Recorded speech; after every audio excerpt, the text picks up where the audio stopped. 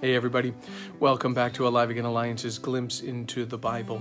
Today we're diving into Ezekiel chapters 44 through 46.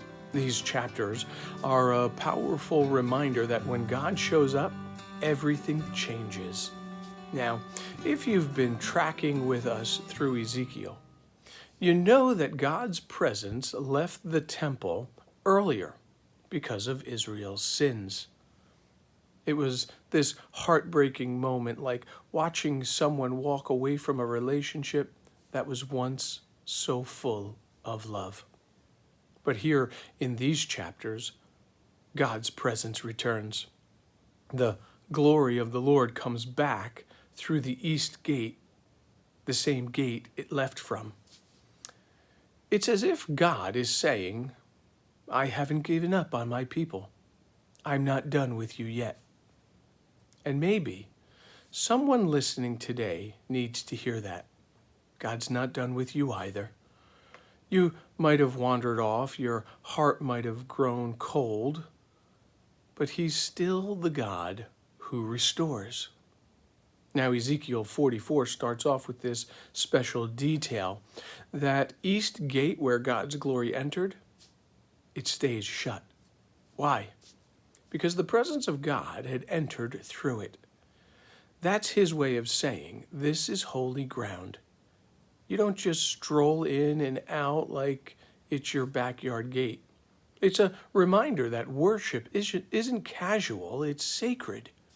In chapter 45 and 46, Ezekiel describes offerings, temple land, and how worship and leadership are supposed to work in God's restored order.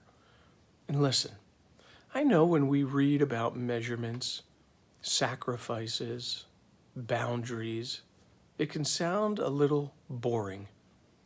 But don't miss the message behind it all. God cares about the details of worship because worship shapes the details of our hearts. See, God's design wasn't just about rituals, it was about relationship. Everything in that temple pointed to Jesus, the ultimate sacrifice, the true temple, the way back into the presence of God. And what I love about this section is how it ends in chapter 46. People are called to come before the Lord with open hearts and open hands. They're not supposed to leave the same way they came, literally. God says when you come in one gate, you must leave by another.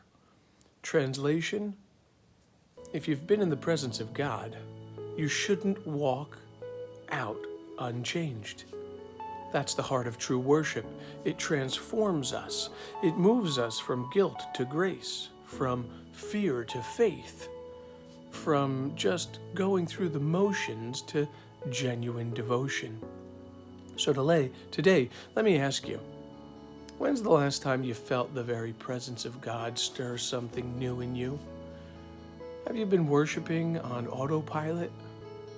Ezekiel 44 through 46 reminds us that real worship isn't just singing songs or showing up on Sunday. It's offering God every part of who we are, our time, our work, our hearts, our very habits. Let's not be people who just visit God's presence. Let's live in it. Because when the glory of the Lord fills your life, you'll never walk out the same way you came in. Well, I hope that was a word of encouragement for you today. Until next time, God bless you.